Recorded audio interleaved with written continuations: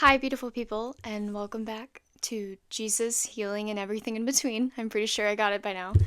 Um, okay, so I'm just gonna start off first. I think we should go with the lights for any viewers, visual viewers.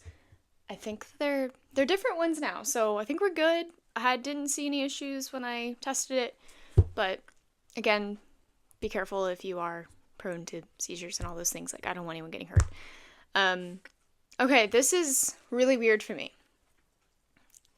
I am wearing little to no makeup. I am in my comfy clothes. My entire life has just been a disaster for the past 3 months. And that sounds so dramatic, but again, this is my experience. This is what I see it as. It's been rough. I am doing this because I know I need to do this. I need to come on here. I need to be consistent. I need to get back to doing what God's called me to do. And if I'm wrong, then that's fine. Also, my ring light just went out, so I'm done. We're just gonna vibe. So join me if you want, and we can hang out and talk about life for a while. I have no plans about today. I have an empty notebook. Nothing. I have no watch.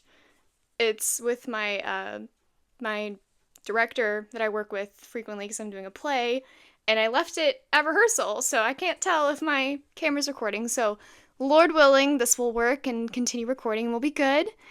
If not, then we'll go from there. My dogs are clearly roaming. That's just something you're gonna have to deal with as always. And what else? I want to be real with you guys, and I think we need we need some realness right now. This podcast was created for God to use. I used to, I don't want to say I used to, I still joke about it, I just don't talk about the podcast much, but the saying was, it's God's pod. All jokes aside, I'm not doing this for me. Yes, there's a part of me that benefits because I'm given a safe space to talk about things that I want to talk about without, getting judged in a sense. I mean, yeah, people can judge me, but I don't have a lot of people I can actually talk about what I'm feeling, what I'm learning about, and guys, it's hard. It's hard being me sometimes. I'm on a healing journey. A lot has happened since I last saw you guys, so I'm definitely, I want to say I'm backsliding in my journey. I've just had some added circumstances that I have to work through now, and things have been really tough. No one died. Thank God. That's, not it. It's just a lot has happened. And I'm going to talk. I'm going to talk to you like you're my friend, and we're sitting down, we're having coffee together, and I'm just asking that you will give me the space as I want to give you the space. And I'm trying to remember everything I wanted to say about the podcast and stuff before I get started. It's God's pod. It's up to Him. I'm just the vessel. I'm just here trying to bring some vulnerability and authenticity into this world. This is not the basement. Love Tim Ross. Wish he was my dad. But all this is meant to be is just a safe place where hopefully you can feel understood. And, the basement did it first. And I never want to impersonate anyone or take other people's niche and whatnot. I've been about vulnerability and transparency pretty much all my life, as long as I've known that I just want to be myself, and I want people to be okay with that. And I want other people to feel like they can do the same thing. But this podcast was intentionally created to provide a healing space for people, including myself. And I believe that I have the Holy Spirit, and God speaks through me. And you don't have to be a Christian to be here. As I've said before, you don't have to know Jesus. You are all welcome here. But I will say things that you won't agree with. And I just ask that I would have the space to have my beliefs as I want to give you the space to have yours. This world is wicked. Like, I am struggling, guys. It's dark. It's really dark out here. I don't even know where to start. I don't know what to say, so I guess I'll just start talking. Bear with me if I get emotional at all. I'm mentally processing a lot right now. First thing, new setup. That looks like the same pink that I had before, but it's not. It's a shade darker, I believe.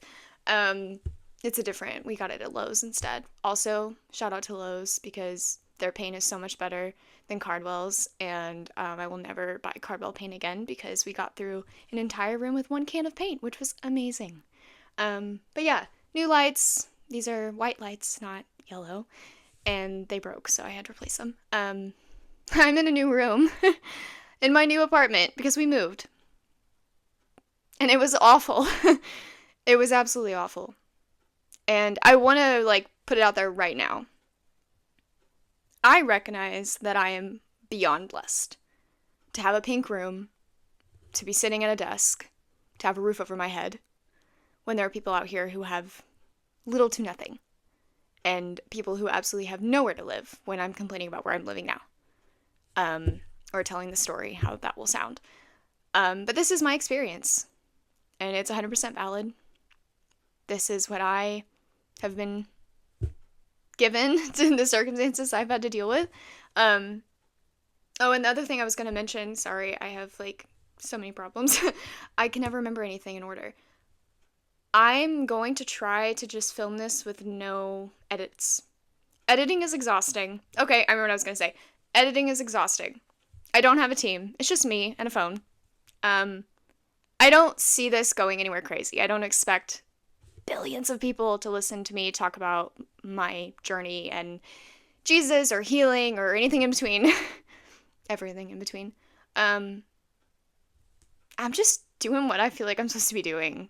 And if one person is helped, then I've done my job. As long as I am being obedient, that's all that matters to me. And if by some chance I've got it all wrong and this isn't what God wants, then I've got a safe place to vent. And if he tells me to shut it down, I'll shut it down. I can't tell you why I haven't been here for months. I've been exhausted. I've been so beyond drained. It has been one thing after another. And I also want to put it out there, I don't have the life that you might think I do. I don't work a 9 to 5. I don't have a lot of financial stability.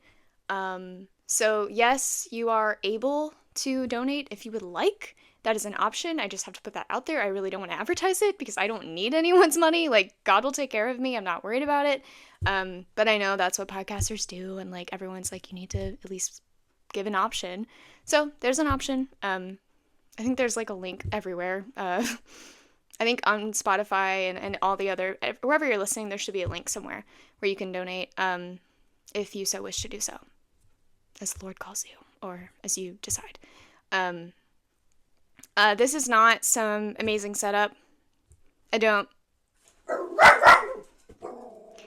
Dogs. I don't plan on this expanding and growing and all those things. If there's anybody who would like to volunteer their time to help me with editing or advertising, what's that thing called? Social media management, all that good stuff, please DM me if you so wish. I am drowning with stress to make this happen. So that's why I'm doing this the way I am today. You're getting me, a phone, some dim lighting, and I'm just here. I can't do it all, guys. I don't know how to explain it to you. I'm just tired. And before when I started the podcast, I still didn't have all the equipment and all those things. So yeah, just work with what we have here, please. And my hope is that the quality of the space that I'm trying to provide will be greater than the quality of what you're watching. Also, do people actually sit and watch podcasts? Is that real? Because, when I'm listening to The Basement, I'm listening to The Basement. I rarely ever actually watch them talking. So, You don't have to watch me. You are more than welcome to go listen. I'm only doing this because it's the only way I can really post stuff on social media if I'm talking. Because if I'm not, if it's just, audio, then that's weird and I don't know what it would do. Like, make a pretty background or something? Like, go along with it? I don't know. So, yeah. Again, all over the place. If you've been around long enough, you know this is just how my brain works, and I just need you to give me some grace. But yeah. So I moved in August, I think. Yeah, it was a mess, guys. I'm not even gonna probably be able to remember everything that went wrong. But the first thing was the entire process of getting the place was chaotic. Chewbacca, as my sister calls it. Excuse me. Sorry. I wanted to live on the bottom floor. That's all I wanted. I have 2 dogs that do not like to potty outside all the time, no matter how much they are trained. And I wanted easy access to just open a door and let them go potty.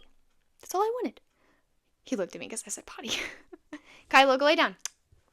My dog is a sock dog, and he likes to get my socks, so I had to get it before he got back on the bed. But yeah, we moved, and it was just awful. Like, the people in the office were so unkind, and I literally, again, I'm like vulnerable to a fault sometimes, so I literally just like sat down with the one lady in the office that I felt was maybe human enough to really hear me. Because the first issue we had, outside of just the drama of like, what is it gonna take to, get the process moving, because we wanted to know where we were gonna live. We had different options. We had to decide if we were gonna move right now, or a month later, or wait out our lease until the end of the year and see what's available then. So the layout that we wanted, which was the same layout we had before, which is very roomy, very, blessed to have that space, that was the right now option. So that's why we decided that. Well, spoiler alert, it was not the same layout. We lost quite a bit of square footage. I personally don't like to be in this room, and it's supposed to be the happiest place for me, and it's not. This is my first time like actually sitting in here outside of bedtime. So it's really weird.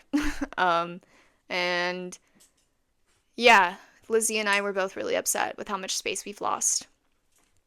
I walked in a day before the move-in because we went through this whole process. Oh, I told you I was like sitting down with the lady, right? I'm terrible at storytelling. I hope you guys are following.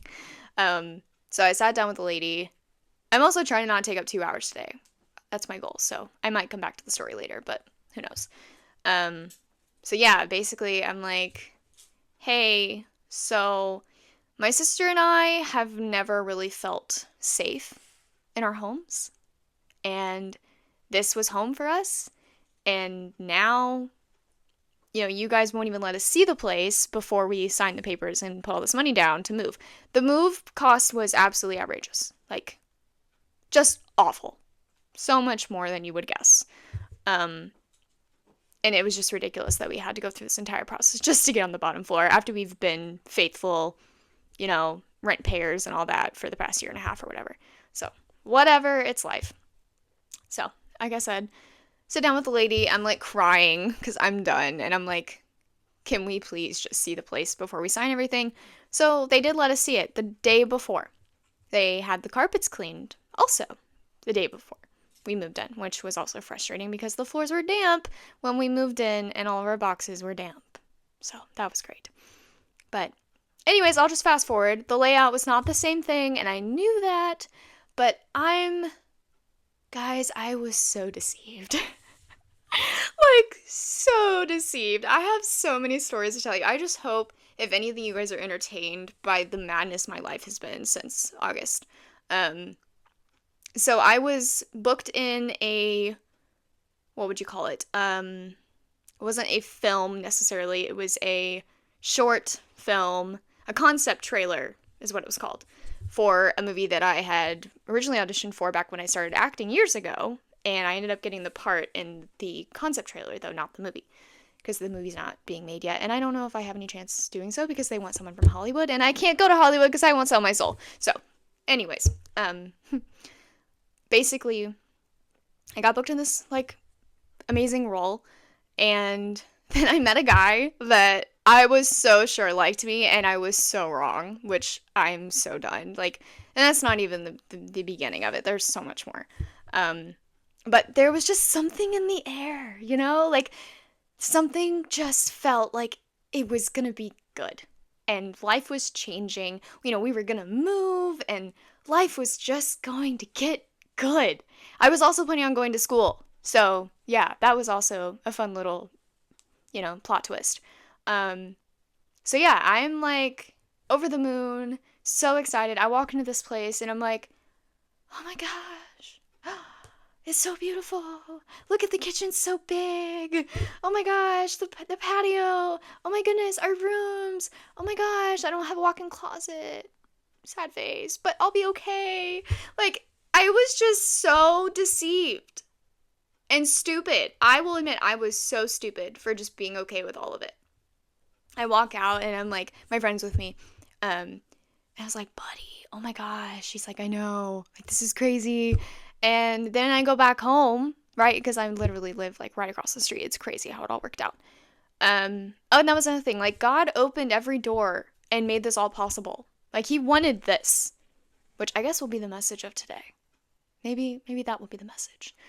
Okay, I got you, Holy Spirit. If that's what you want, you lead the way. So yeah, I go back home to our upstairs apartment and I literally noticed no difference. I'm like, okay, yeah, it's different, but it's good. It's good, right?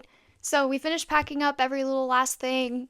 Next day, we walk in, we move everything in. We get done in like 4 hours. It was like the fastest move of my life. We had an awesome team. It was amazing. God's hand was over everything. It was just beautiful. Then I go to my room and I'm trying to unpack because I just want to get started unpacking. Like, I'm done, I'm tired. I want my apartment to look like an apartment now. You know, we'd already started painting that first night and everything. It was crazy. So I go to my closet, and as I'm walking, I feel mush. And I'm like, why is it wet? Because the carpets were damp from the cleaners. But it was like a whole area that was soaking wet. And I'm like, okay, I'm going to go tell the lady in the office, the nice lady, the only one that I will talk to, that the floors are wet and maybe the carpet guys missed something and they need to come back out and suck up the water because I'm not dealing with all this water in my apartment on our first day. And the amount of money we're paying to live here and the amount of money we put down to make this happen, this is not acceptable. So we go ahead and go to the office. I do. I go talk to the lady. And she's like, oh, I'm going to have maintenance come out too and make sure there's not something else we're missing. Mind you, we lived upstairs. We never had a leak in our lives. We've never had to deal with leaks. Ever. And then I find out that there is a horrendous leak that they can't do anything about. So we have to wait 2 days. And our paint was like dripping. Like, it was crazy. Like, the moisture in the apartment was just gross. The toilet paper was damp. It was awful. And I mean, the bedrooms are where the water is, and the bathrooms are separate from the bedrooms. Like, they're, you know, enough far, but the moisture in the air was just so bad. I'm gonna edit this part, but I'm gonna check and make sure the camera's still going. Okay, we're good. So, yeah, moisture, damp toilet paper, wonderful, loving life. So that weekend, we go to Old Settlers, this fun little parade thing that we used to go to as kids with my mom, and I am an emotional disaster. I hate our new apartment. I do not feel like I'm at home. I'm not excited, I'm not happy, and I have no idea what's happening. Also, while all this is happening, I am talking to a guy that I met on set for a project, and he does not like me. So I had no idea, though. It was a mess, which maybe we'll talk about that. I don't know. Point is, school's falling through. I forgot to mention that. I just moved, everything's a disaster, and then this guy is not making any sense to me, and I'm like, well, maybe he doesn't like me if he's not making it clear. Or he's just really anxious. I don't know. Again, I don't know how to read guys. I don't know how to read them. I'm done. I'm tired. Can't read you guys. Whatever. So that weekend was rough. I tell my grandpa that I want to move back. I want to get out of here. And my grandpa's upset because he's on the lease. And he's like, Des, you wanted this? I'm like, yeah, but I didn't want this. So everybody's upset. My mom's upset. My stepdad's infuriated because he like knew the people of the property way back when. So it was like a whole thing. So yeah, fast forward. The leak guys show up Monday, the experts. And they're coming out, looking at the leak, and they take their time. And my sister and I are like sitting in a pile of boxes, basically, because our entire apartment was stuffed with boxes because we lost so much room. There wasn't even room to be outside the boxes. Like everything was just boxes. Oh my gosh, it was crazy. So they come out after a while and they're like, so we've got some bad news. And they tell me that the leak is foundational, meaning that there's something wrong with the way the building is made, and that is going to be a problem. And I'm like, so is it not livable? Can we get the heck out of here? Like, that's what I was hoping. That was going to give me the okay to leave. So yeah, my grandpa and I talk about it, and he's like, it's not livable. Get a refund. And I'm like, all right, we're going to apartment hunt for 3 days. Sorry, we're going to apartment hunt, and we apartment hunted for 3 days. I always like go faster than the actual story goes, so I really suck with this. Sorry. But yeah, we go apartment hunting. 3 days. 15 places. Way out of our budget. And every single place, I've always waited for this feeling. I hope I'm not the only one out here that has this feeling. This problem with needing a feeling to know things, but every time I've moved, I walk into a place and I just feel it. It's like that drop in your shoulders, the weight off your back. This is home. This is it. This is home. Did not have that feeling. Nowhere. There was one place that we really liked that I'm like, oh, this is good. This is exciting. Like, I could see this maybe. Like, I really like the setup of this, and I like this. I don't really necessarily like this part, but the money was just outrageous.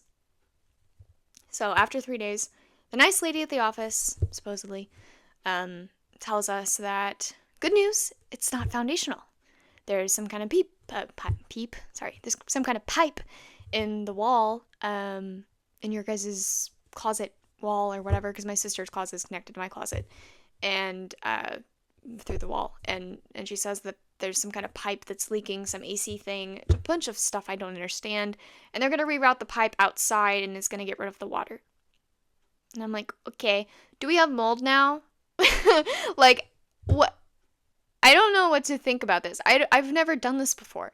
My best friend is a maintenance tech, so he's like trying to help me understand like what's going on, and my grandpa's like, mold takes forever, and I'm like, you're just telling me that to decrease my anxiety. Like, I've been told otherwise. Mold grows pretty fast and rapidly, as I've been told. So, I don't know. So we decide we're gonna stay.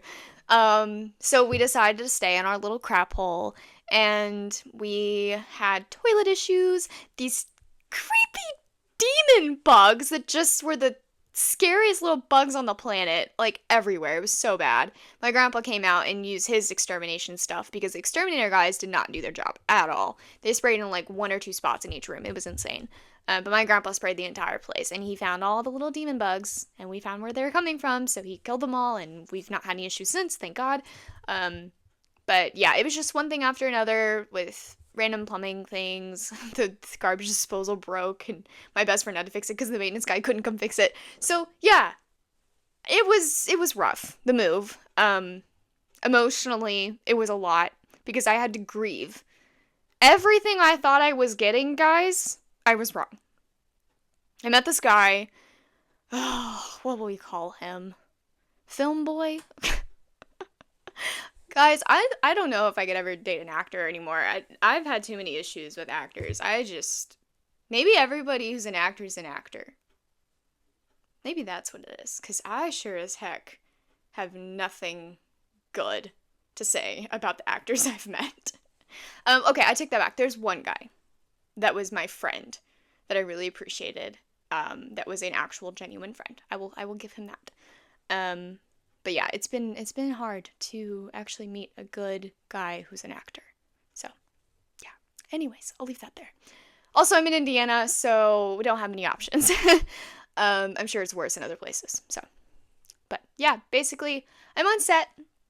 I'm, the star. Like, it's my moment. And I mean, I don't think that's prideful at all to say that. Like, I was like, dude, this is me. I am this character. I knew that I was this character from the first time I read the script. I'm like, I am her. So yeah, it was a big deal. But basically, everything's going great. I'm having a wonderful time. This is right before the move, and I'm waiting to get to the next scene, and this guy walks in, and I think, because I saw the cast picture, like who was all cast and what characters they were going to be playing, and it was so funny. I literally saw his picture, and I was like, oh, I'm not going to have any problems. So, the way I work, how my brain is doing life right now, as I'm still in the process of healing, I have been equating attraction with intimidation, if that makes sense.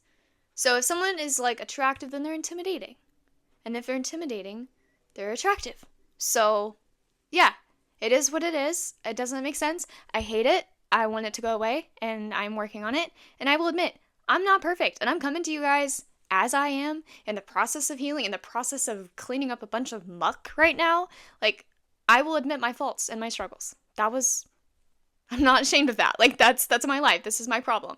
So, yeah, see this guy, and I'm like, oh, yeah, he doesn't look anything like the picture. You're like, yeah, it's fine. I'm not worried about it. I'm all good. I'm in my zone. Everything's good. I am confident. Like, I was in my happy place that day. I just felt like I was where I was supposed to be. It was the best feeling in the world. Mind you, this was before the move again, so I'm like thinking I'm going into this beautiful season, all these new things, and God's like putting my life together in front of my eyes. So this guy comes over. We're gonna start our scene. He is nervous out of his mind. And I'm like, I'm not that pretty. I mean, I'm cute sometimes, but I'm not that pretty. What the heck? And so then he walks over, and I'm like, all right, I gotta break the ice, because he's not gonna say hi. And here's the thing about like meeting actors and stuff, like especially when they play your love interest and stuff, you gotta break the ice somehow. Otherwise, it's just awkward as crap sitting next to them, because you have to like be super close to them and talk to them and say things that you're saying to a stranger. It's a lot. So yeah, basically he says, no, he didn't say anything. I turned to him. I decided to say hi, and said, hi, I'm Desiree. And he shook my hand, and he turned to me. He said his name, and I saw his face, and I was like, oh crap. He's kind of cute. This is a problem. Uh-oh, it's a problem. But I also was confused as to why he was so nervous, because I thought maybe if I broke the ice, he would not be nervous anymore. But he was nervous. Like, really nervous. And I'm like, oh my gosh. Is he like, does he have the same problem that I do? Like, does he get intimidated by attractive people? And like, what is happening? So I tried to like break more ice as we were waiting in between scenes, because the whole point of acting is like going and waiting. That's what you do. Like, go, wait.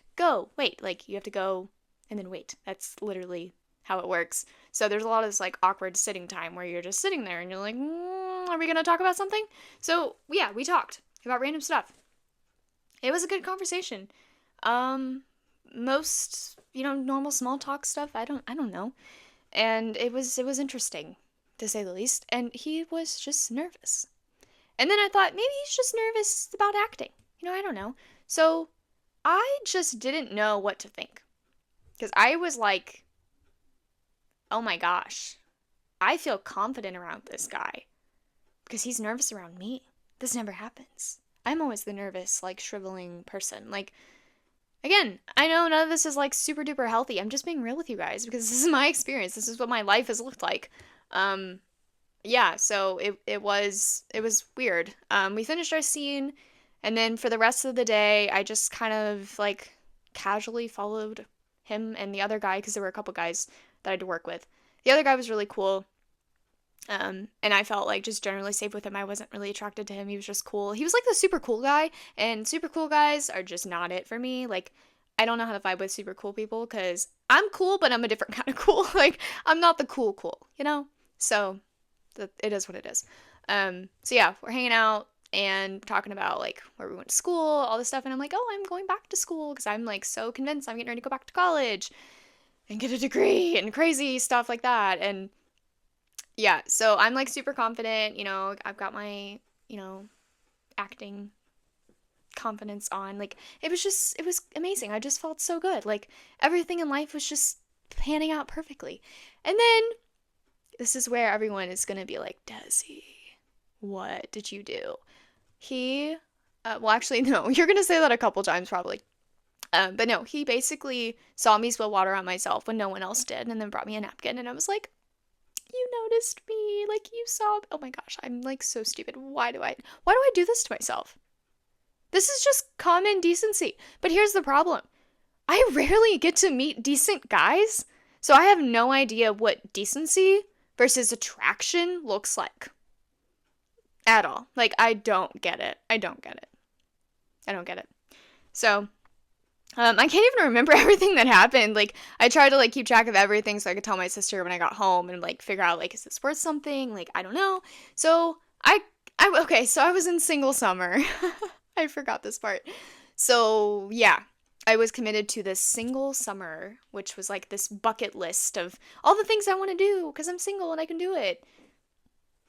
Literally stuff I could do if I was in a relationship, too, but I just wanted to, like, make it fun that I was single, because sometimes you just get kind of bummed out, and you're like, well, we gotta change things now, because I'm getting a little discontent, and I need to fix this, just like anybody else would have that struggle. Like, I know no one thoroughly loves being single all the time. Like, there are seasons and episodes of your life where you're like, yeah, I love being single, like, this is the life, and then there are times when you're like, man, I really hate being single right now. Like, it's just life, But whatever. So, I love the way that I tell stories. Just like, whatever. Basically, I decide that, if he asks me out, it's the Lord. He's the one that determines if single summer is actually gonna be finished, And I'm just thinking I'm a nut. Like, what am I doing? I don't know why I'm thinking this. So my sister does her nice digging. She's trying to find him for me, find out if he's a Christian. That's the first thing. I'm like, is he a believer? I mean, the project's supposedly Christian, so I'm hoping everybody here wants to at least honor God, But again, there's a difference between being a Christian and being like a dedicated Jesus follower. A man of God versus a Christian boy are two different things. So, I had no idea what to think. So fast forward, I think we hang out, whatever, as a group, and still nothing makes sense. And then at the end, this is where I was just like, what? We were saying goodbye. I was, I'm telling everybody goodbye. We're all leaving. We're done for the day. Done forever, actually, because it was just a one-day shoot. And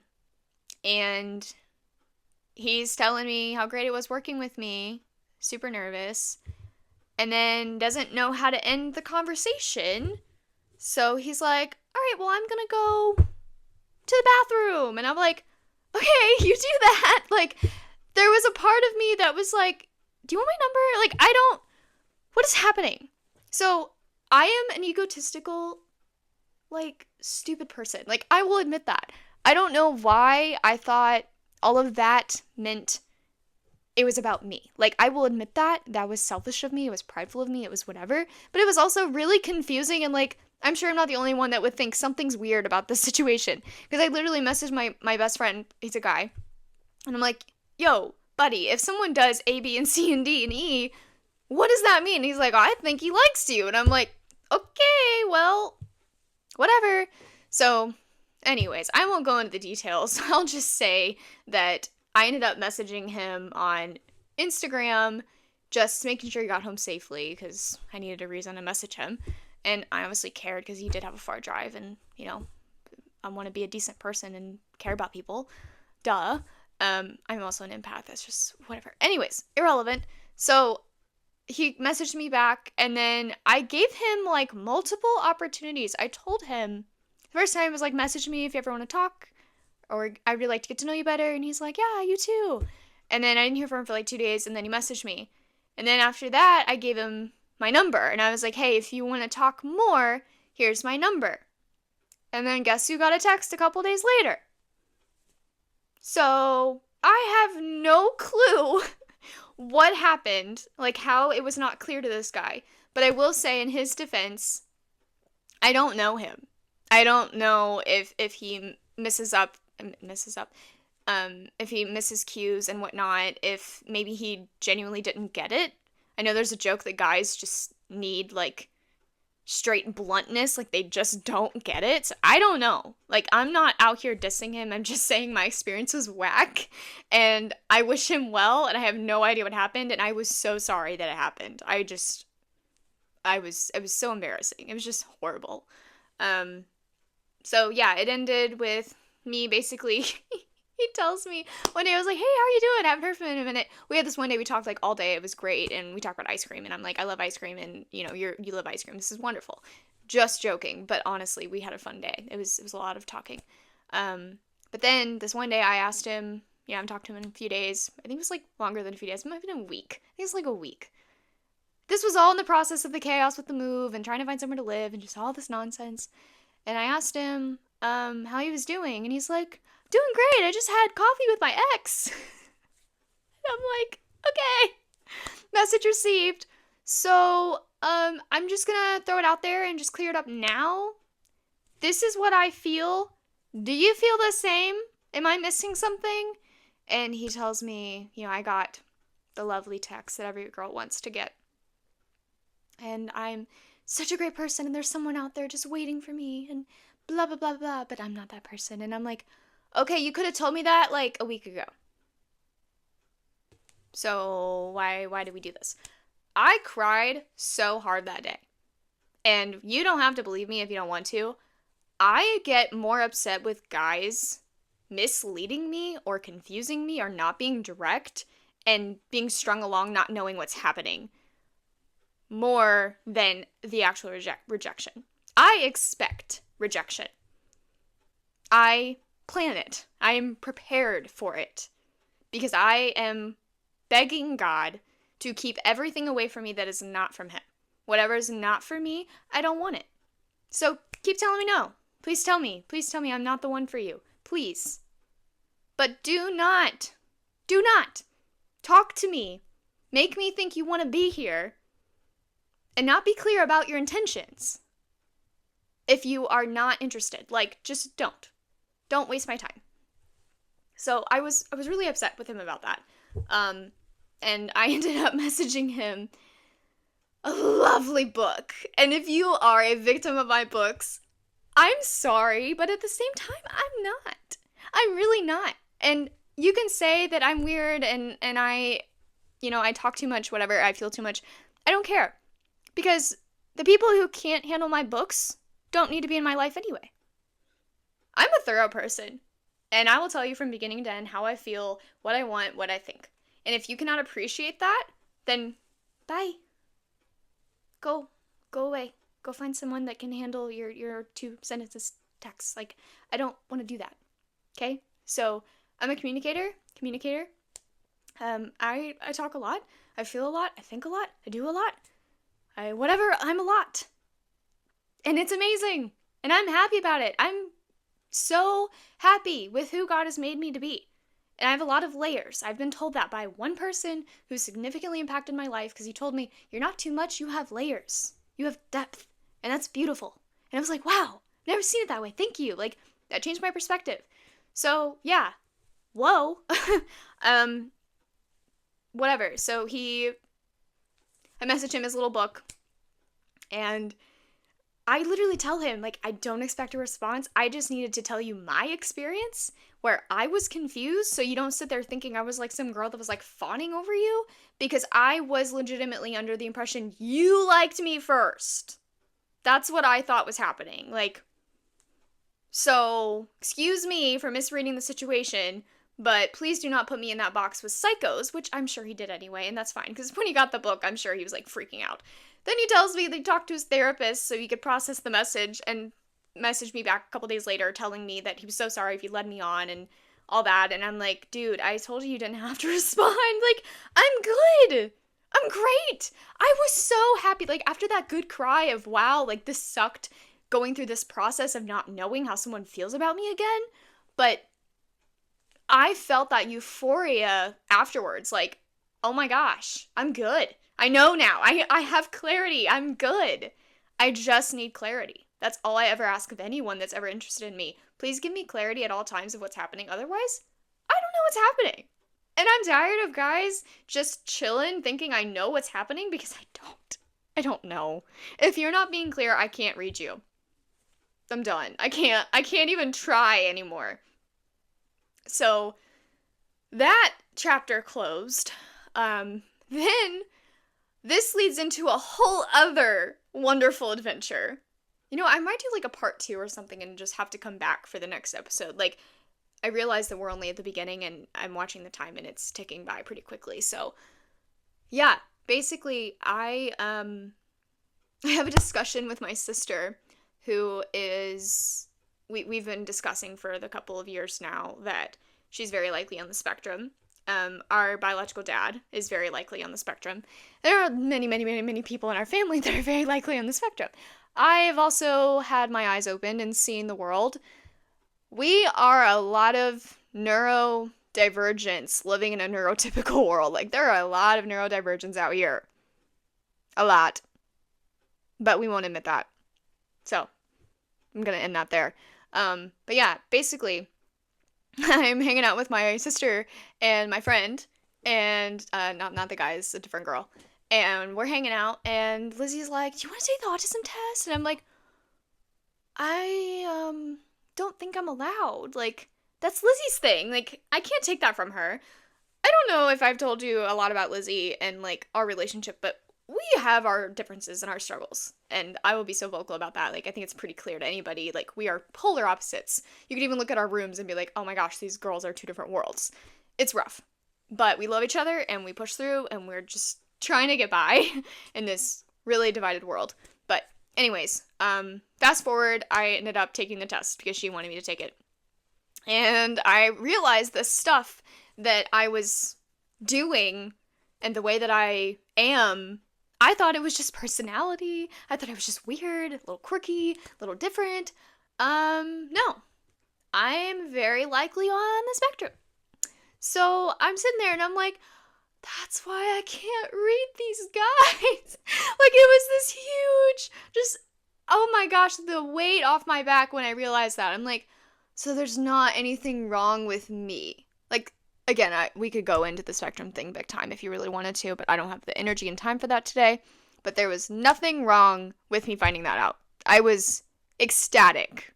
And I'm not saying this test is reliable or 100% accurate, all those things. Like, I've talked to my therapist. This is a process that I don't have to go into right now. The point is autism testing is nearly impossible to get as an adult, unless you have, like, the best insurance in the world or a lot of money. So we're going with what we have right now, and I have enough evidence to say, okay, Desi might be a little on the spectrum. So it's fine. I'm good.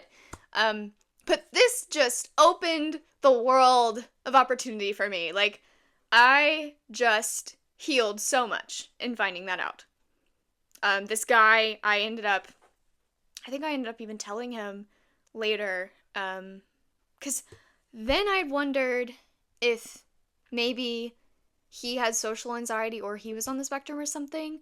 I wondered if his social anxiety had to do with being on the spectrum. I found out he had social anxiety. So that was the thing that, like, connected why he felt the way that he did about, you know, me, around me and all that. Like, he was just severely anxious.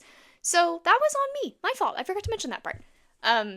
But still, he didn't have to continue talking to me when I gave him plenty of clues that I was interested, and he was not. So it is what it is. So yeah, finding out I'm on the spectrum. Woo woo. Okay, moving on. I can't even remember everything. Like, I'm trying to, like, follow the timeline in my head. sitting at my desk. I'm talking to my therapist about it. I sent the message to the guy. And then what was next? Oh, Lizzie had surgery. Oh my gosh, she's having her third one in December. She's got another one coming up. This kid is just freaking warfare is real, guys. Open your eyes. That's all I have to say. So we found out what was wrong with Lizzie. She had endometriosis. Thank God that was finally revealed to us, because she was in a lot of excruciating pain that was not necessary. And I will absolutely fight about that with anybody. Like, doctors, do your jobs. Do the test. Do the proper test, please. Because this stuff has got to be figured out for it to get better. Because people are out here suffering. So I'll let that be where that's at. But yeah, basically, Lizzie had surgery. I don't do well with change. Routine. Spectrum. I don't like routine change at all. I have a very strict routine. Like, I know it's weird, and it's fine. I'm fine with it, because I like routine. I like structure. I just like order. So, I have a routine, like, eating schedule. Like, my days are very routine. So, when Lizzie's, like, gone because of the surgery, she had to stay with my mom because she was, like, ill, and I couldn't handle being around that. Yeah, it was wild. I was not well mentally at all. At all. So then, single summer's over, and I'm like, I have an itch for dating apps. Like, not gonna lie, it looks impulsive. And if you want to think that, that's fine. But when an itch is there, it doesn't mean it needs to be given into. Sometimes you just need to relieve it. Like, I just had to go on to see what was out there. So I went on to, what was the purple one? I don't even know what it's called. I hate dating apps, guys. I said I hated them before, and I still hate them now. I hate them more than ever now after what I went through, which we'll get to. But, yeah. I found myself on dating apps for, I don't know, I think less than 2 weeks before something awfully horrendous happened. So, what app was that? The purple one, right? Not Tinder. Tinder is the worst thing ever. Not Bumble. The other one. I'm so traumatized, I don't remember what it was. And it wasn't even the app that the trauma stuff happened. So, whatever. I went on there for, a week and a half, whatever. I matched with maybe three to five guys, I think. One of them I matched with just because he messaged me about something and I wanted to know more about it, and I literally made it clear, like, I didn't mean to match with you, like, I just wanted to know, because it was about some band that I liked, and yeah, it was funny. So, yeah, basically, what I learned from that, your experience changes when your standards change. I used to be cute and fun. That's what people would say, because I was blonde, and I was reckless in life, and I was lukewarm. I didn't have high standards. So, a lot of guys matched with me back then. This time around, barely anybody matched with me. It was incredible how humbling it was. Because it was a totally different experience. And I was extremely honest on there, too. Like, in my bio, like, if Jesus isn't your everything, don't bother. Don't message me. I'm not doing it. I'm out here to find a kingdom dude, and if you're not a kingdom dude, then bye. I don't want it. So, yeah. Again, it was just weird. It was weird. I talked to a couple guys. Very, very short conversations. Didn't really feel attracted to any of them, honestly. Even the ones I matched with, I'm like, I don't know. I think I'm just traumatized. Like, all guys are just traumatizing and scary at this point. I don't know. I'm working on it. I really am. Again, you've got me in the thick of healing. Like, not even in the thick of it. I'm at the beginning of it. I haven't even gotten to the thick part yet. We're still getting there. We just started processing everything that's happened in the past few months. So, yeah, it was wild. Alright, so then this hurricane whack thing happens, and we end up getting all the remnants here in Indiana, and the power goes out. It's the weirdest day of my life. I'm on a different app, a Christian app, I won't say which one, because as bad as the experience was, I will say that the app was good. Like, the way they handled it, and how serious they take the beliefs and all that, and keeping bad stuff out, even though it's not their fault of what happened with me. So I'm not going to name what it is. There are plenty of Christian dating apps out there, so you can do the math if you want and try to figure it out. I'm not telling you. So yeah, I matched with one guy, and I'm going to pause there.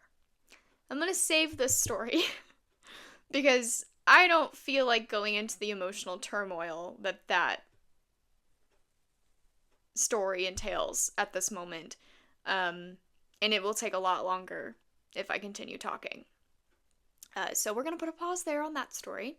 And if you would love to hear my worst dating experience of my life, and hopefully as bad as it could ever be, because I can't imagine worse, Lord willing, please, I'm begging God, don't ever let it be worse, then come back, and you can get part 2.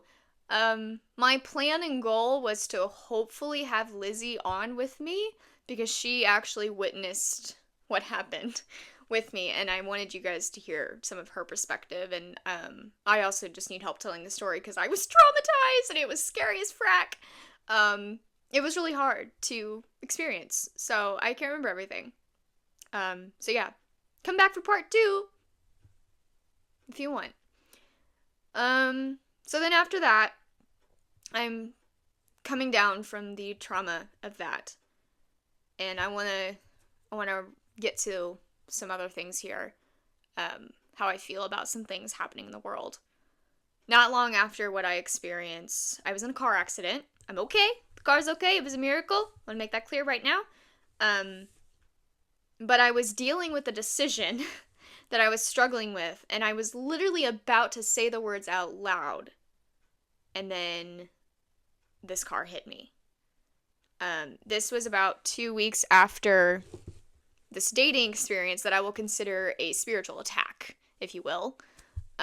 So I considered that also another spiritual attack. This lady was freaking, like, she was on drugs, like, just out of her mind on drugs. Comes up to my car, I think I hit you, and I'm like, you think? My back and head would agree. What the heck? Like, I don't know what's happened. I've never been in an actual accident. I've had, like, pulling out in a, parking lot and, like, backing into someone on accident, and, like, boop, bump, like, stuff like that, but I've never actually been hit. I've been so fortunate and blessed to have that experience, because I know car accidents are so inevitable and scary, and happen all the time. So, yeah, crazy, wild night. Then I was, like, numb. I could not cry. I could not feel, like, proper emotion. I was just so tired and drained after the list of things that I had experienced and had gone through in the past few months. And the worst part is I'm still, like, grieving that this was not what I thought it was gonna be. Like, everything on that list, the boy, the move, the school, like, everything fell through. I ended up not going to school because I found out it was gonna cost more. FAFSA didn't work the same as it did before, so everything was just a mess. And I'm still grieving, not gonna lie, still processing, because every time I sit in this room, I'm like, why do you want me here, God? So, that was the car accident, and then I have to make a decision about the decision, and that was a mess. But then I got to a peaceful place about that. I finally had clarity, and I'm like, okay, I can at least breathe about this one thing. Oh, and then another thing. I found out that a guy that told me he liked me, 2 years ago, maybe? I don't even remember. So, I don't know if you guys remember Man of God. Like, go back a few episodes. I talked about him. Still love him. Think he's great. I don't know what literally, like, caused him to do this, but he confessed to me that he lied to me about liking me. And I'm like, why? Why did you lie to me? Like, I didn't even really like him as much as he thought I liked him. Because I genuinely didn't know if I liked him because I've never liked someone. I think I've told this story before. Hopefully I covered this. I didn't know what it was like to like someone who was actually safe or good. Or who loved the Lord, because I'd never experienced that. So it was weird when we were, talking every day, and we were not talking like, hey, cutie. Like, it was literally like, yo, God did this. What's going on with you? Like, it was all God every day. Barely ever about us. Like, our lives or whatever, but, like, not relationship-y talk stuff. So, yeah, he confesses to me, and this was somewhere in the mix of, I think it was after the move. It was somewhere in there. I forgot to put that in the timeline. So then I had to deal with that, you are my friend. Are you, what do I do? What do I feel? What do I think? Like, I wanted to, the thing about this guy liking me, supposedly, when it happened, he made me believe that it was possible, that there are men out there like him that will like someone like me, and that not all hope was lost, because I've had a really bad track record. Christian guys, not men of God, Christian guys, and then non-Christian guys. So I've seen a lot, and never had a good dating experience in my life. Like, it's just so hysterical. So yeah, I was pretty upset when I found this out. I'm trying to remember how this goes in. So I, again, come back for part 2 on the dramatic hurricane night stuff, because there's a lot there that also involves man of God. So a lot of cool connections. God is good. He's funny. He's very funny. I will say that. So I'm trying to remember where I was going. So find out he lied to me. We work things out as good as they can be. I'm just kind of done and distant and just existing, whatever. Trying to make things right, but I didn't feel like he really had the energy and time. So I'm like, all right, maybe you're not supposed to be here anymore. Like, I don't know what's going on. So again, come back if you want the other part of that story. But, so, accident. Okay, and then, I'm trying to remember where I was going. Okay, I'm gonna check the phone one more time. Okay, we should be good. I have no idea where I was going, so just bear with me.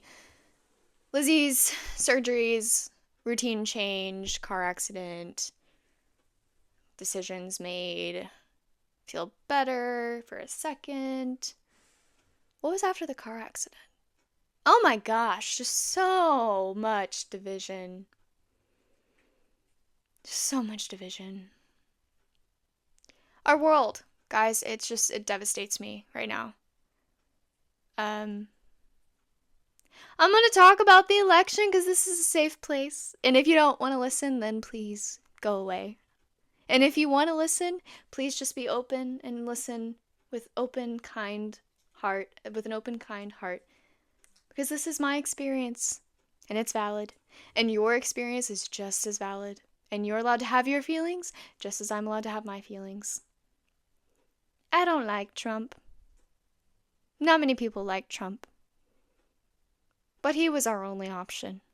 Okay, that's how I feel. I'm also, I've considered myself apolitical, non-political for a long time. I don't like politics. God's on the throne, I don't really care, Well, God got a hold of my heart big time this time around.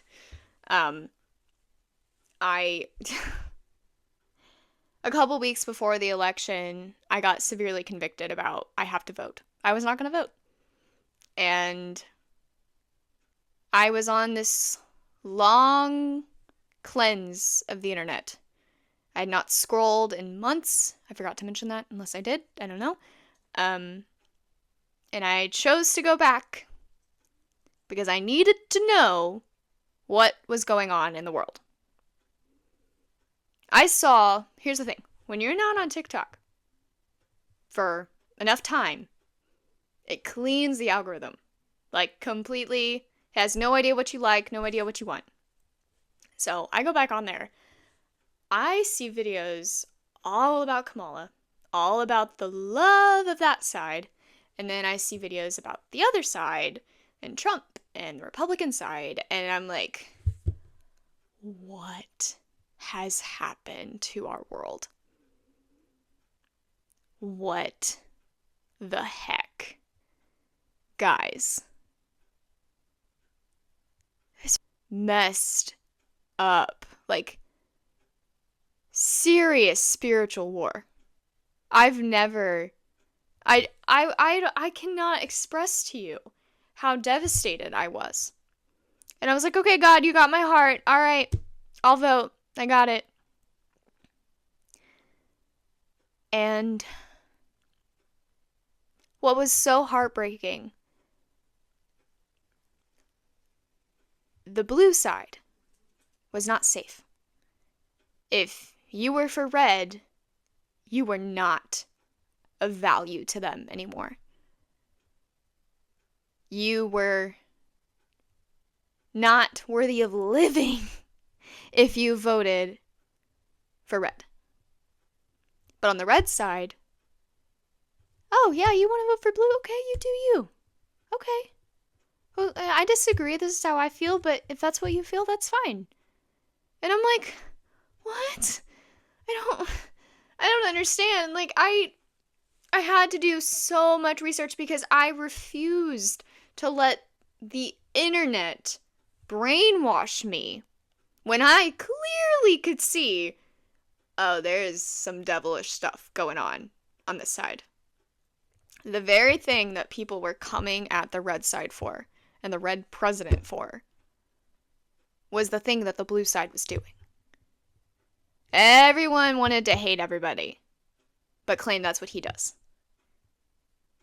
And the division was just wicked. I mean, and I will tell you guys, again, this is coming from someone who's not educated, who did not care about politics, like, little to at all. And I'm not some pro. I didn't love history class. I love my teacher, but I did not love history class. Or economics. I didn't know what I was talking about, what I was doing. I still don't know exactly what I'm talking about, like, details wise. I see the bigger picture. I saw blacks, gays, trans, Latino and gay, like, so many different people on my For You page that would very well typically be on the blue side. And they were like, yo, this is messed up. I'm voting for red because of A, B, C, D, E. And I'm like, what? Like, that's not, this goes against the culture of things. Like, this speaks volumes to me. And then I realized, after the election was said and done, what happened afterwards. I was like, it's propaganda. It's all a lie. People, do your research. Women are not losing their freaking rights. It's not possible. Yo, like, get your head out of your butts. Get your freaking face out of TikTok, because I do the same thing. I'm not saying that I'm any better than you. And go actually educate yourself on how the world works. Because what you guys were upset about was a state issue. And Kamala could not do jack. And Kamala was very well on the satanic agenda. And I will openly say that and know that there are a lot of people that would agree with me. So, yeah, that was scary. That was wild. The night of the election, as many other Americans were, I was anxious out of my mind. I couldn't sleep. I was dreaming about the presidents, like, panicking to wake up the next day. And I was determined to wake up and to not look. To go eat my breakfast, to pray, to start off my day like I would start any other day, trusting the Lord, and I'm really giving it to God. And I waited until my therapy session, because thank God I had therapy that day. And I was like, okay, before we start, do you know who won the election? Is it decided yet? And she's like, well, I think I know who's in the running. It's pretty much done. I'm like, okay. Can you tell me who it is? I'm scared to know. And she tells me, and I'm like, oh my gosh. I can breathe. Oh my gosh. That was the most scary thing. I've never been afraid of an election in my life. I've never imagined that Desiree K would ever be worried about who was going to be president. Like, it was wild to me. But, yeah, everything was there, and I don't have to go into all my opinions and thoughts about it, but what was just devastating to me was how people were being brainwashed. And the sad thing is, you kind of feel bad for them. Like, honey, you understand you're a victim to this, right? Like, you're being attacked with lies. So, like, I feel bad for you, but also, like, can you wake up? It's right in front of your face.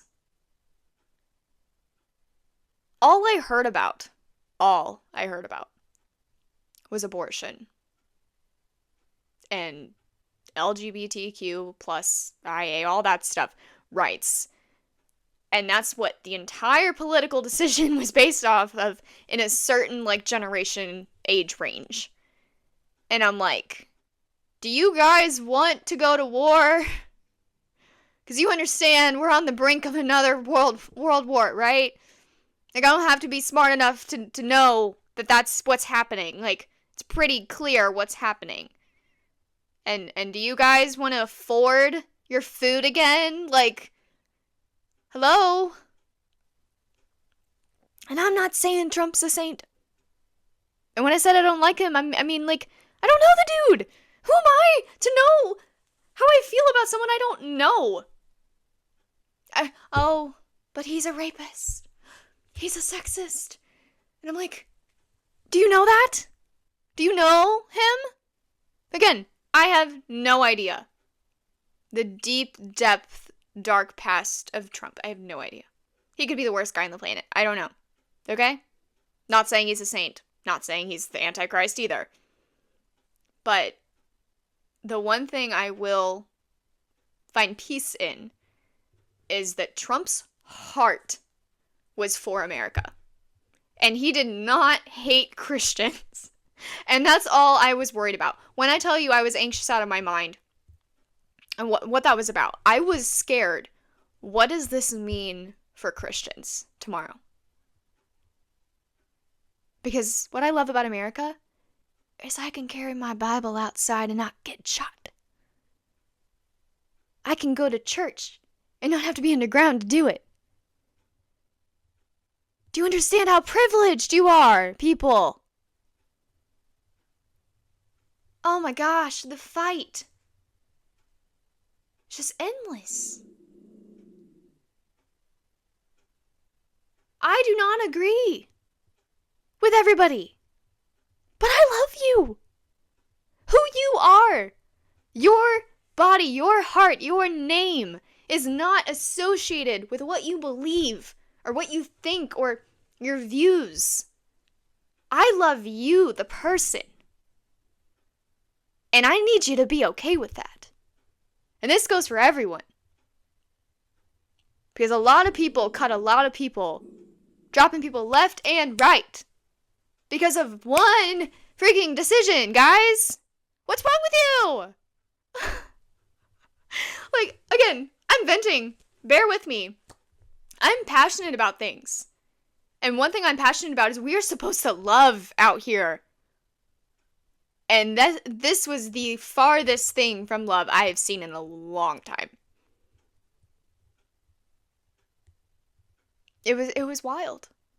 And I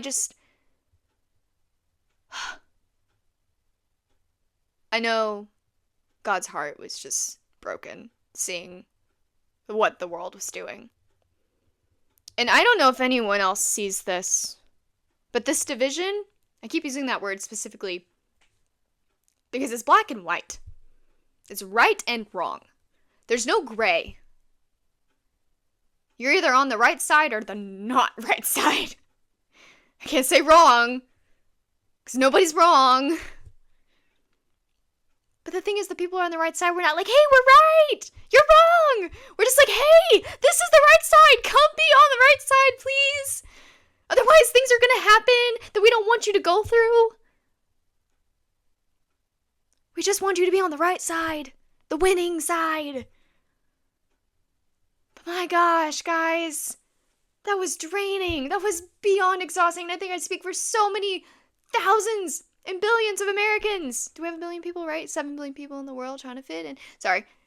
Justin Bieber. But yeah, like, all these people were just divided. And there was so much hatred. And you couldn't escape it, no matter where you went. I literally had to tell my therapist, I'm like, I started scrolling and it was the biggest mistake of my life. Because now it's like, I'm doom scrolling and addicted to the madness, insanity, and hatred that I'm seeing. Like, I need to understand how bad it really is, and I don't want to know. It's terrifying. It was so sad. And you guys can sit back here and say that this is normal and this is just life. But guys, this is war. Open your eyes. Jesus is real. Heaven is real. Hell is real. God is coming back for his bride. And you're either going to be with him or without him. Hell is a place where he cannot be. It is complete separation from him. Why in the frack would he want you to be with him if you don't want to be with him? He's a gentleman. He's a good, loving God, a loving Father. If you don't want to be with him, why would he force you to go to heaven with him? If you can't spend time with him on earth, why would he want you? Why would you want to go spend time with him for eternity? Make it make sense. This stuff is real. And everybody can act blind if you want, but you cannot deny the truth. Abortion is child sacrifice. Moloch. Go read the Old Testament, guys. Look up Moloch. See what he's about. It's satanic.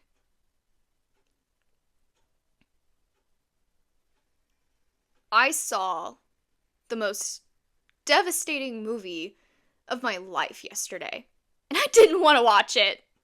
I did not want to watch it. I want to make that so clear. I did not ask to be traumatized. I knew abortion was evil. I knew it was bad. Knew it was worse than bad. But I had no idea how bad it actually was. I don't know if anyone's ever seen Unplanned. Highly recommend it if you want to know the truth.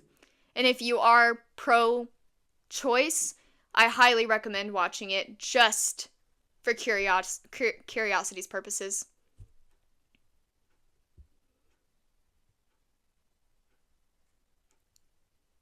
Great. As I was saying, highly recommend, no matter who you are, no matter what side you live on. Oh gosh, this is so hard for me.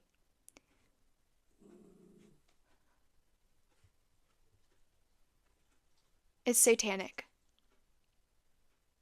You can tell me all day it's a clump of cells. Go watch the movie. Go look it up online. I'm sure you could find videos of abortions being done with how wicked and disgusting the internet is anyway. They're not clumps of cells. They're lives. With hearts and brains and names to be had.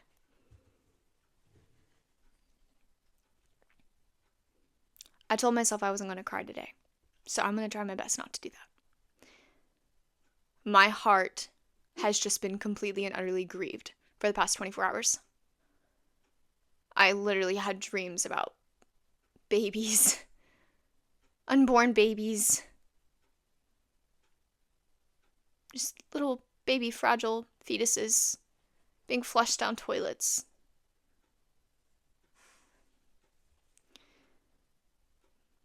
So many babies. And the worst part is this movie, it opens your eyes to the reality of what's really happening in our world. You women who are on the internet wailing like a freaking kid telling us that you're losing your rights because you can't kill a baby. What's wrong with you? Do you hear yourself? Do you know the truth? And I understand I can come across judgmental, but can I please have the space to express how I feel? Are you really educated? Do you know what abortion is? Do you know what's happening? In the movie, she said that she was complicit in 22,000 abortions. And it was based on a true story. The stuff is real. And I don't want to know how much more it's added now.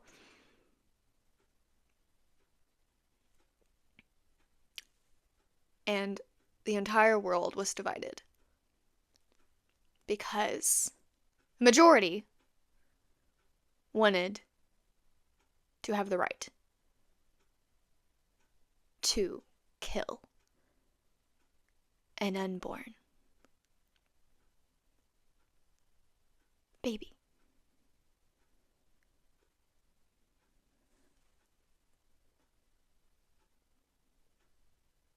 I'm not going to change the world. I'm just Desiree. Just Desi. In a pink room. Talking to you. Hoping you'll hear me. All I'm asking. Please educate yourselves and open your eyes. I'm so tired of hearing excuses. Guys, I've never had to fear that feeling of finding out I'm pregnant. When I was married, I did everything in my power that I could possibly do to hopefully not have a kid. And did routine pregnancy tests and everything to make sure that I was okay. Because it's a petrifying thing for me. And I've had guys look at me like there's something wrong with me because I don't want to have a kid. But someone asked me yesterday, because I was technically raped. The person said, well, what about rape? And I said, it's redeemable. God can redeem anything. Remember what happened with the guy? I was like, God redeemed what happened with him.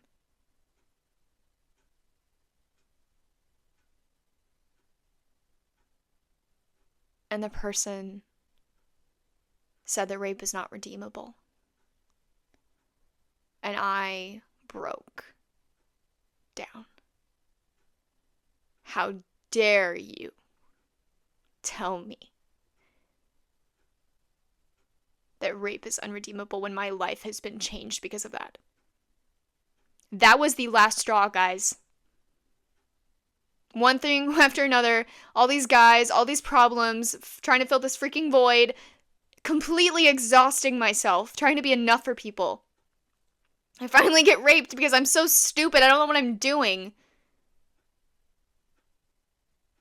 And I say I'm done. I need Jesus. That's all I need. And my life has been forever changed. But rape's not redeemable. And then, they argue. Well, what if you had a baby? What if you were pregnant? What would you have done? I would have had to face my fear and be pregnant. Because the turmoil, the fact that you would carry the blood of a child on your hands to the last day of your life would be way worse than 9 months of agony, as people call it. And don't tell me that the system's so messed up that there aren't options. I know plenty of people who are dying to have children right now, and you guys are out here frolicking around freaking killing them. Do you understand what you're doing? I want to foster. I want to be a mom to a kid that's not my own because I feel that's what I'm good at doing. I'm good at loving people that aren't mine. It's just a gift. And a lot of guys aren't interested the second I say that because they want to have a kid of their own. And I'm like, all right, then you're not the one for me because the one that I want is going to want to foster. This is what I feel like I'm supposed to be doing. If the Lord ever even wills it, I don't know if it's going to happen. This is just my desire. I'm still healing. I'm still 26 learning life. Like, I don't expect to be a mother tomorrow.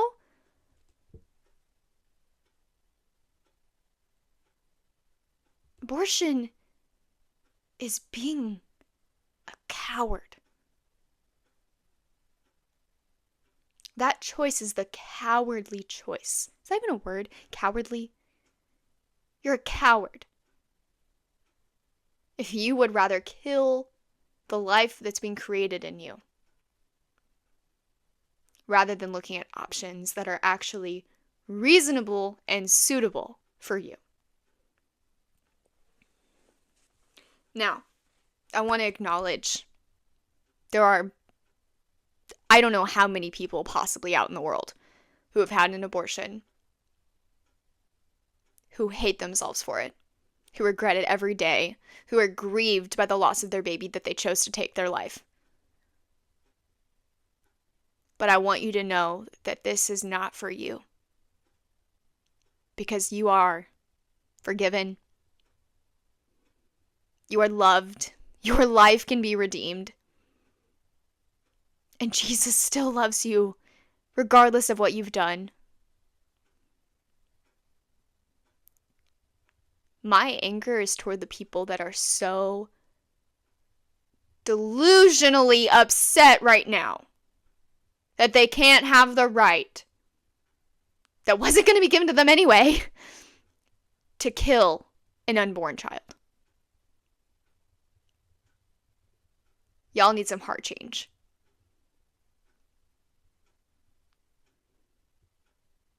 You need to go read a book that actually explains what the world is not telling you.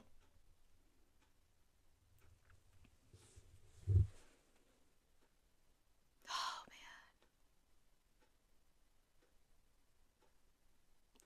All I could think about after that movie was just how grieved the father's heart must be. How many lives that were created for a purpose, and then in our free will, we chose to get rid of them. Like, in the name of free will, like, screw you. Free will is a gift. Why would you misuse it? Why is abortion a thing? Like, because Satan is a thing, that's why.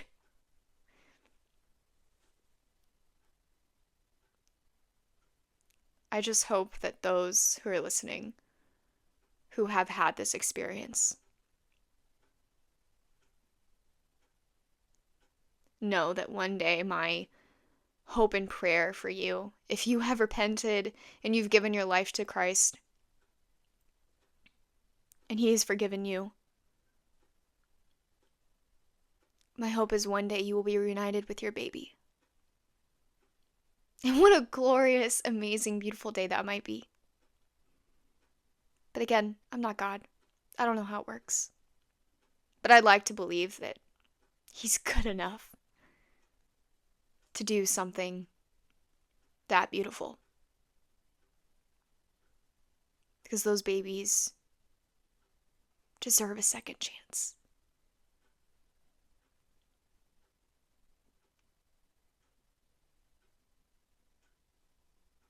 I know I'm angry.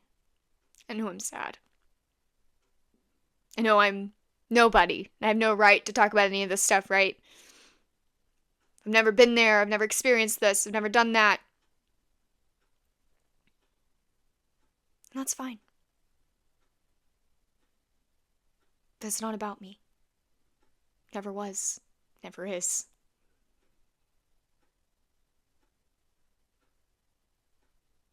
It's about the lives that didn't have a chance or a voice to even have a say in what was going to happen to them. You know, I'm tired of this freaking argument about increasing abortion. Why don't we decrease rapists? That's everyone's fight. Well, it's always raping. Okay? And what about sex education? Can we educate people more? Use a freaking condom. Yeah, condoms break. Okay, birth control. What, you're scared of the side effects? Okay, well, you're gonna have a side effect if you kill a freaking child. Okay? Just stop with the lame excuses and let's focus on the real problem. Someone argued last night about the system. The foster system. Okay, then be the change. Oh my gosh, this world is just... Everybody wants the easy way out. Real change takes effort, guys.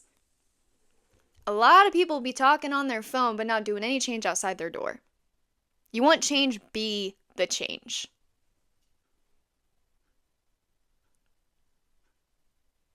There is so much more that you could be doing with that passion if you just put it in the right place.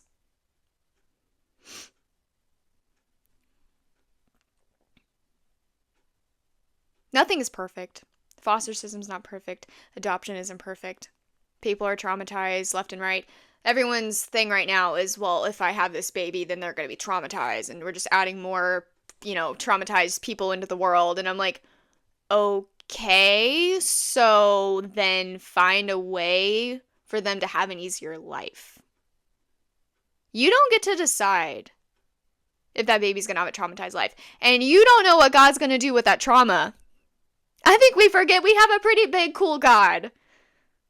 Guys, I've had a rough life.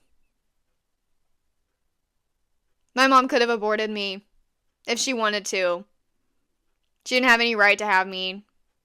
Meaning, there was no reason for her to have a kid in the situation she was in. She was not a good mother. So was it a mistake that she didn't abort me? Because I'm standing here, living my life, happily. Outside of the circumstances I've had in the past 3 months, of course. But overall, I'm happy with the life I have. With the purpose I have. And I thank God my mom didn't take that from me. And she thanks God that she didn't do it either. Either one of her kids. We were both in just bad timing, bad situations. She was with a horrible person, my dad. It was not fit. What happened to me, the sexual abuse, was because she didn't have money. Yeah, it would have been easier for her to abort me, of course. But that trauma has just changed my life. I don't carry it around like it's baggage, guys. It's my superpower. Trauma is not weakness. You can use it. You can heal from it. You can become something incredible from it. Can you guys just open your freaking eyes and see things a little differently for 2 seconds? Not everything is meant to be easy, guys. Freaking Eve ate the apple, okay? It's not gonna be easy. It's not meant to be. You guys already know the verse. We've talked about it before, but I'm not gonna quote it right, but in the world you will have trouble, but take heart, I have overcome the world. Every pain, every circumstance, every struggle, every battle, every grievance, every trauma you've ever experienced will mean nothing when you get to be in eternity with Him. It will mean nothing. It cannot compare to the glory. If you people would just change your perspective. Eternal perspective is the key, people. It's how I get through. I joke about it all the time, but I just can't wait to go home. Because I'm tired. But I can get up tomorrow because I know that home is awaiting for me. He's coming back for His bride. And we will no longer have any tears, any pain, any abortion, any murder. Just complete peace in His presence. for eternity.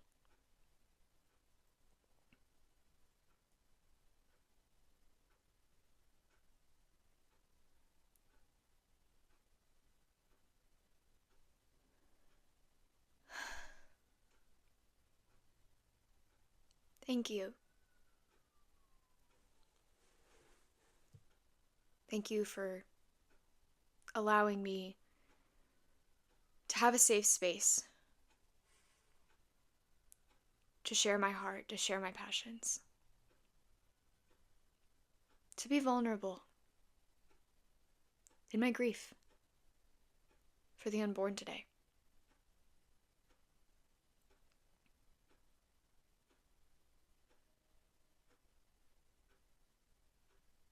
For our nation today.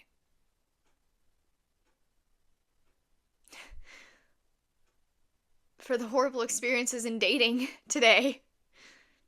Grief is grief, trauma is trauma, guys. I know I could get a lot of backlash posting this entire episode. But I believe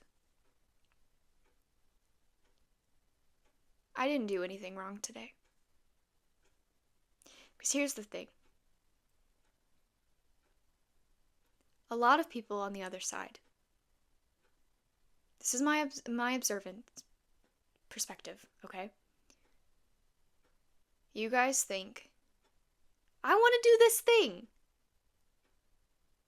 And we say, Christians, believers, okay, you do that thing. And then you guys say, but I want you to be okay that I'm doing this thing.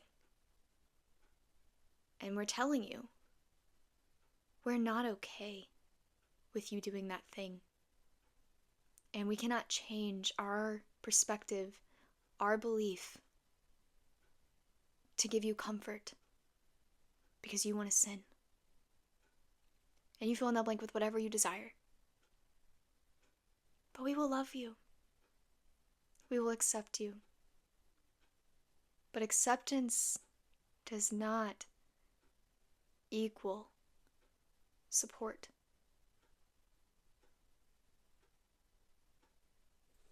We can support you.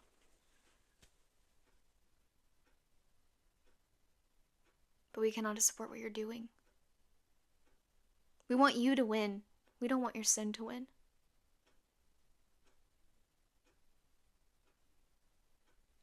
And if you guys think we're fools, just wait.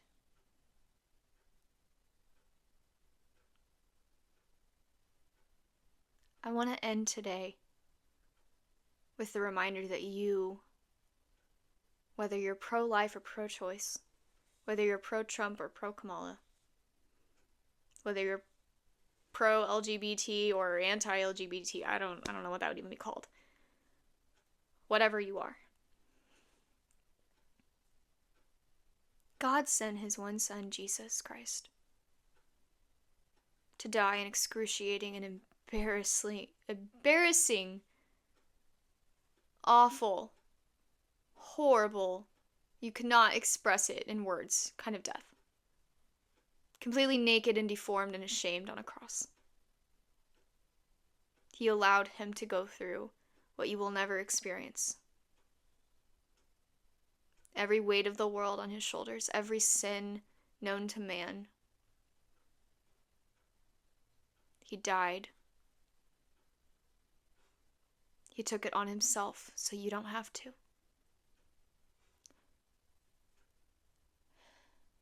So that you could be reunited back with the Father. So you could be made clean. Because man is evil. Christ in us is what makes us righteous, not us. We are not righteous on our own. There's nothing good about man outside of Jesus Christ.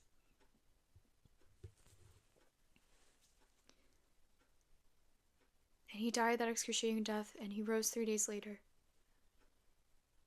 Because the Holy Spirit that lives in you, could live in you if you don't know Christ yet, rose him from the dead. And he's living today. And he just wants to know you. Whether you've had an abortion, whether you're gay, whether you voted for Kamala or Trump. He just wants you.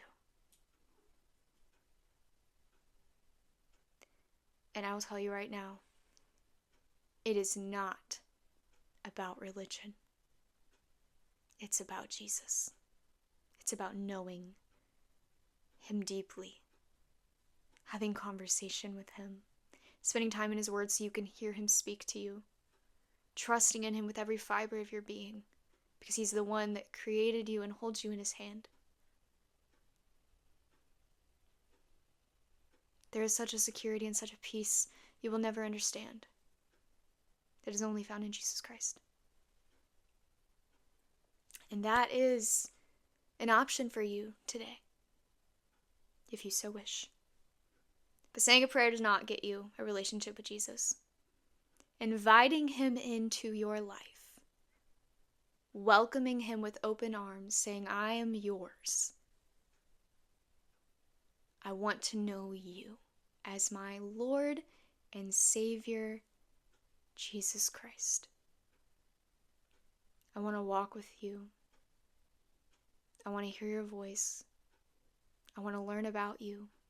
I want to spend my rest of my life with you.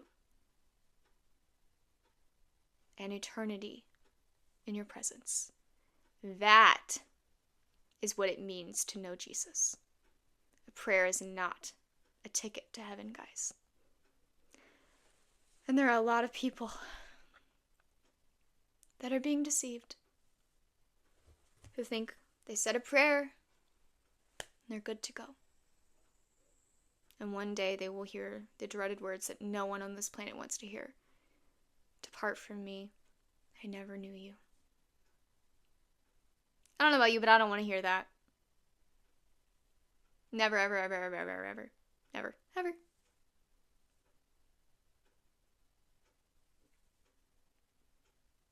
And I hope you don't either.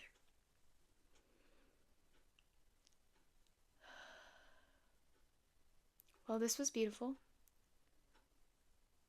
I'm at peace and relieved to have been able to come back as myself in my element. Completely me. All the Desi that I could possibly be today. So I thank you for allowing me to share my vulnerability with you today. I hope it was a gift. I really do. And if you don't think so, then I'm sorry. I'm sorry if I've hurt you. I'm sorry if I've offended you. It was not my intention. I'm not perfect. And I will never, ever have to fear being canceled because I'm not cool enough to be canceled, guys. So please cancel me. Please try. It's fine. I'm just doing what God wants me to do. And I think I did that today. So, only thing I encourage you to do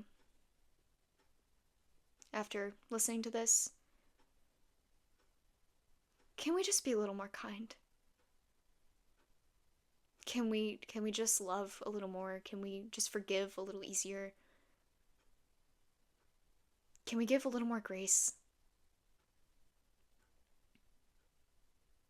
You have value. Your life is full of worth. And so does the person you disagree with.